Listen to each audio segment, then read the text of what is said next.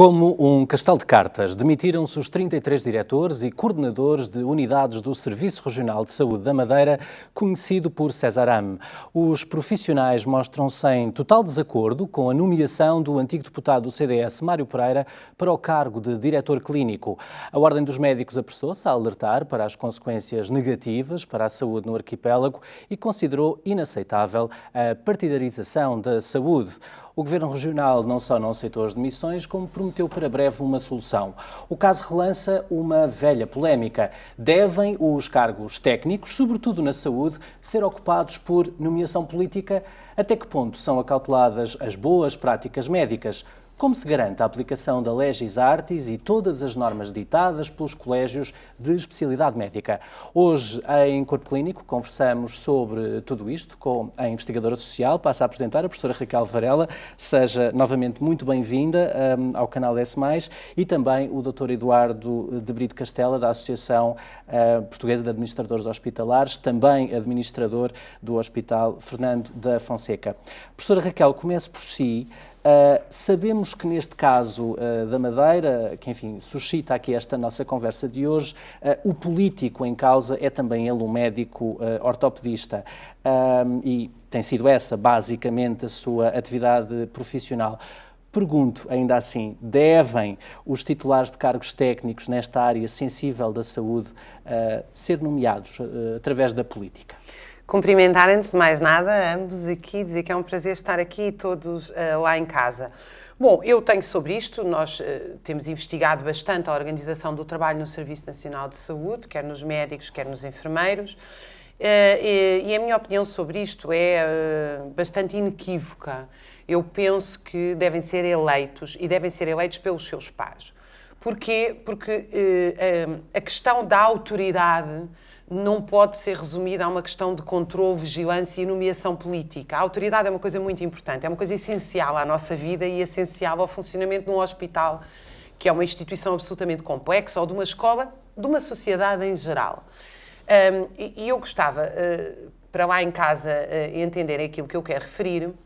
Nós, quando temos poder sem autoridade, nem sequer temos poder, não temos um poder respeitável, não temos um poder que se faça respeitar. E o que temos é depois consequências ao nível das quebras da produtividade e da desmotivação dos profissionais. Porquê? Porque há alguém nomeado em quem eu não confio e isso vai determinar a forma como eu produzo, como eu trabalho. E nós temos, na verdade, não é um problema dos hospitais, é um problema geral da sociedade, é um problema da crise da democracia representativa e da democracia em geral, mas torna-se muito mais grave em zonas onde a vida, a rapidez, onde não há tempo para mau funcionamento das instituições, que é o caso de um hospital. E, portanto, eu penso que... Porquê é que eu digo isto? Isto não é um amor platónico à democracia direta. É porque eu estou realmente convencida que as instituições funcionam melhor assim. Porque a autoridade só pode advir da razão, ela não pode advir da imposição. Ou seja, eu tenho que ser convencida, entre 2 ou 3 ou 4 candidatos a diretor clínico, que aquele, pela sua prática ao longo de anos, é o que melhor exerce aquela função e por isso eu vou votar nele. Ao votar nele, eu não estou só a responsabilizá-lo a ele, eu estou-me a responsabilizar a mim também. Fui eu que votei nele. E, portanto, as ordens, as indicações, toda a estrutura de funcionamento que vem dele,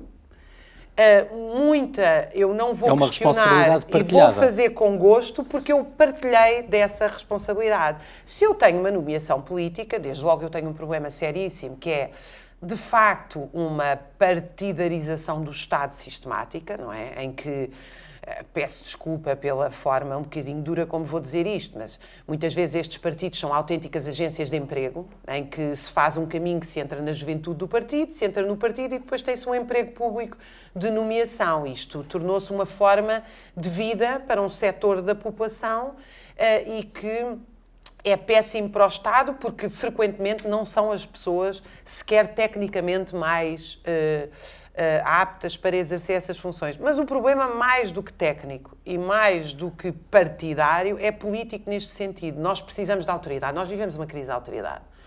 em que frequentemente as ordens chegam e não são executadas. E não são executadas porque não há razão. E só pode haver razão quando há democracia. Deixe-me interrompê-la para introduzir na conversa o Dr. Eduardo Castela, também administrador de um hospital da Grande Lisboa, já o disse há pouco, do Hospital Fernando da Fonseca. Pergunto, sente, pegando também nas palavras da professora, que as instituições, para terem um determinado rumo, que por vezes é estratégico, também necessariamente político, é indispensável ter as pessoas certas nos lugares certos? Antes de mais, gostaria de cumprimentar, agradecer o convite que foi dirigido à Associação Portuguesa de Administradores Hospitalares. Muito me honra estar aqui a representar a profissão e a representar a Associação. Respondendo diretamente à sua pergunta, o que eu acho que nós, face a este caso também aqui, o que nós nos devemos pautar é que devemos tentar procurar sempre na administração hospitalar pessoas para aqueles lugares, pessoas específicas para aqueles lugares e não lugares para aquelas pessoas. Eu acho que é um bocadinho isto. E terão que ser pessoas com experiência, pessoas com capacidade técnica, capacidade de liderança, capacidade de conhecimento, capacidade de mobilizar, capacidade de conseguir interagir entre todos os interlocutores, competências, e essas competências terão que ser medidas, terão que ser avaliadas periodicamente pela nomeação. E, portanto, terão que responder sempre perante o desempenho dessas funções. E, portanto, no limite, caso esse desempenho não seja atingido, caso esses objetivos não sejam atingidos, a admissão, em último caso, terá que ser aplicada também. Mas neste caso, professora Raquel Varela, fizeram bem estes 33 diretores na Madeira em ter apresentado a admissão? Qual é o seu comentário? Quer dizer, perante o quadro que é colocado, aquilo que eu posso dizer é o seguinte: é muito sério quando 33 diretores se demitem. Portanto, alguma coisa se passa e isto tem que haver uma reflexão. Não conhecendo eu o caso em detalhe, a primeira nota que deve ser transmitida aos altos responsáveis políticos é que isto é uma situação gravíssima, não é não são dois. E, aliás, também não é só o caso da Madeira. Nós hoje estamos a comentar o caso da Madeira, mas quantos momentos destes nós temos assistido nos últimos anos, de demissões coletivas, que quanto a mim, transmitem este mal-estar nas formas de gestão que foram introduzidas dentro dos hospitais e que de facto levam aos profissionais, os profissionais sentem que não fazem parte daquela instituição, que tudo lhes é imposto, que há uma separação entre pensar e executar. E isto é péssimo, eu diria, em qualquer local de trabalho, mas nós estamos a falar de profissões diferenciadas e intelectualizadas, onde, aliás, é fundamental nós ouvirmos as pessoas, porque estas pessoas, no seu dia-a-dia, o trabalho prescrito nunca é o trabalho real, Vasco. O trabalho prescrito, por isso é que existe a famosa greve de zelo. Eu vou fazer exatamente o que está prescrito. Nada funciona. Porque o trabalho real é sempre diferente do prescrito.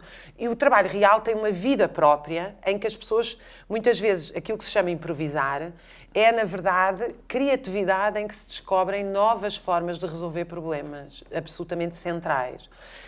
Ora, as formas de gestão hierárquicas, de nomeação, levam a que esta criatividade não venha cá para fora. E levam também a situações mais graves que nós não comentamos frequentemente, que têm a ver com o erro. Eu não gosto de falar do erro médico nem do erro dos enfermeiros, mas do erro da organização do trabalho, porque eu penso que é aí que está centrado o erro fundamental. Que é, as pessoas erram e escondem o erro. Escondem o erro porquê? Porque não existe um ambiente democrático. Quando o erro é diário, não quer que as pessoas lá em casa pensam que o erro diário é deixar morrer alguém, em todas as profissões, não é deixar morrer alguém, não é isto que eu estou a dizer. O erro existe normal na vida humana e em todos os trabalhos. E, portanto, em medicina, o que é que nós temos? Nós temos um corpo de organização que evite que esse erro leve alguém à morte ou a uma doença grave, etc., não é? E em todos os trabalhos, em geral, nós temos um corpo de verificação. O que se passa é que assumir o erro é fundamental para o desenvolvimento científico, não é? Por exemplo, na minha profissão de investigação, nós submetemos os nossos papers, os nossos artigos, para serem criticados, para nos dizer onde é que estão os erros, para nós melhorarmos. Faz parte do processo. Faz parte do processo. Também faz parte do processo dentro de um hospital. Querem enfermeiros, querem médicos, querem técnicos de diagnóstico e outros. As pessoas têm que se sentir confortáveis para dizer, eu errei. Se a seguir vem mais uma penalização, um sinalzinho vermelho, um ambiente depois de calúnia, de mal-estar, e são alvo etc. de processos internos também. O que acontece é que as pessoas vão tendem a ocultar o erro e, portanto, a não se corrigir o erro. Existe essa gravidade também na questão da gestão não democrática. Dr. Eduardo, da sua experiência como administrador hospitalar, que consequências é que antevê com estas demissões, ainda no caso da Madeira? Bom, de facto, a desmotivação de um corpo clínico é muito preocupante sempre para a liderança de um hospital e para o desempenho de um hospital e para levar a cabo a atividade hospitalar. Portanto, as consequências que vejo sobre este caso vejo com preocupação, porque de facto estamos a falar de uma instituição com um elevado número de profissionais muito especializados e que prestam cuidados de saúde muito dirigidos à população e de facto o grau de confiança que as pessoas hoje têm em dia no SNS e nas prestações de cuidados que o SNS presta é de facto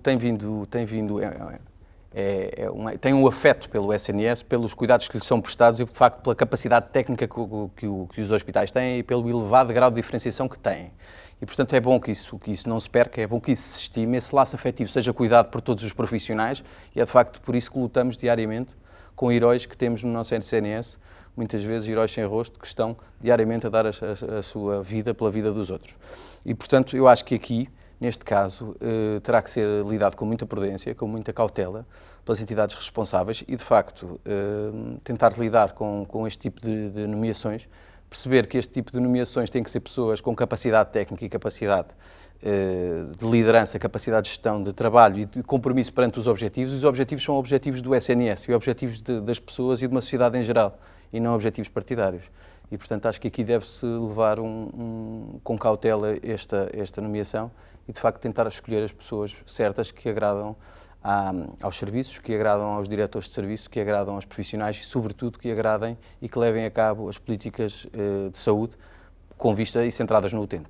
Uma das coisas que eu não mencionei é que este antigo dirigente do CDS precisamente criticou várias vezes a atuação que estava a ser desenvolvida pela Cesaram e daí estes 33 diretores colocarem o seu cargo à disposição. Professora Raquel, o facto dos políticos, regra geral, terem que seguir aquilo a que chamamos a disciplina partidária pode também, de alguma forma, beliscar, se me permite o termo, algumas das decisões tratando-se de saúde?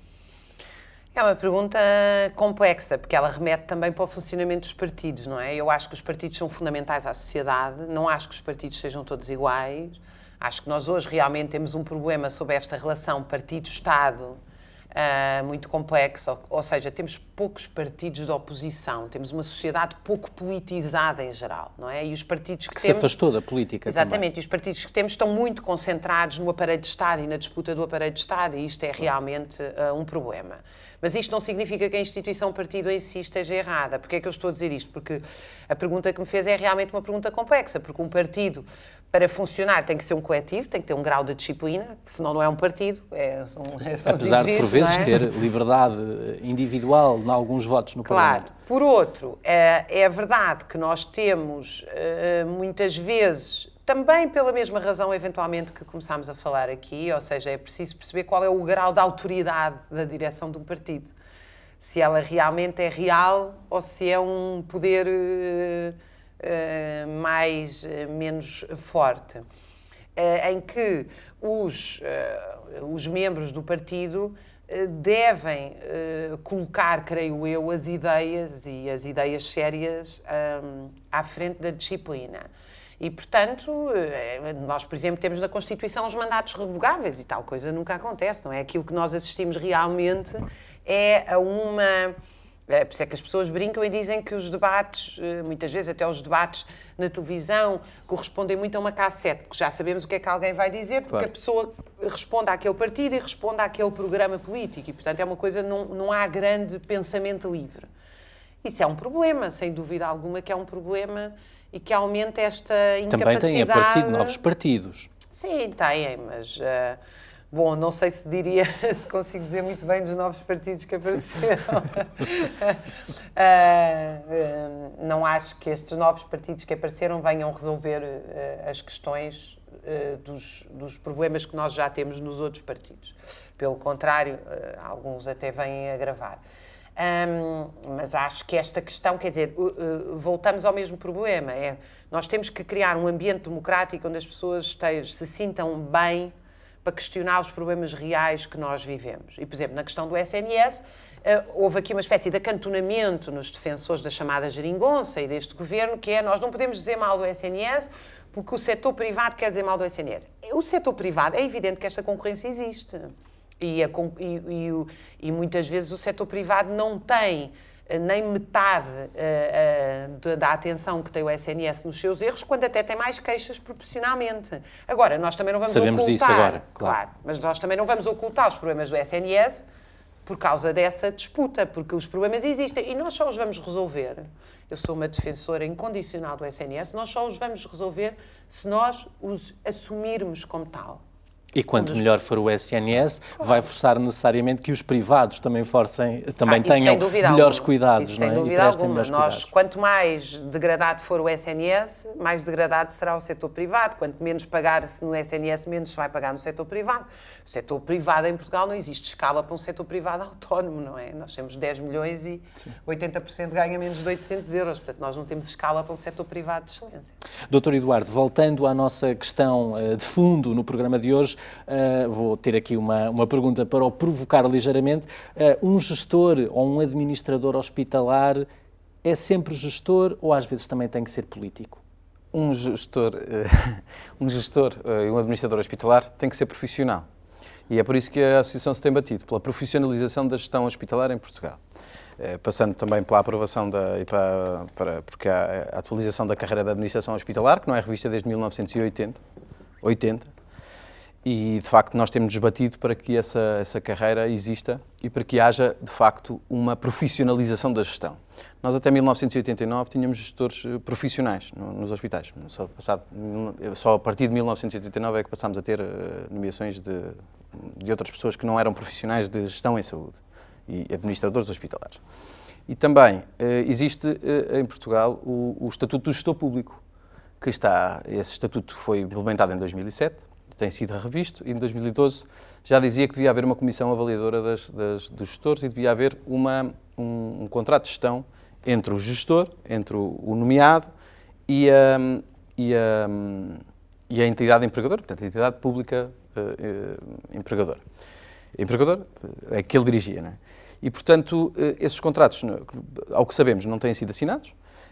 E ao que sabemos, essa comissão também nunca foi nomeada e não tem feito esta avaliação, naturalmente. E, portanto, é por isso que nos temos pautado e é por isso que nos temos batido para que haja, de facto, uma profissionalização da gestão e que não seja uma gestão amadora e uma gestão de paraquedistas que nunca estiveram na área, no setor da saúde, com desconhecimento profundo do setor e da especificidade desta gestão.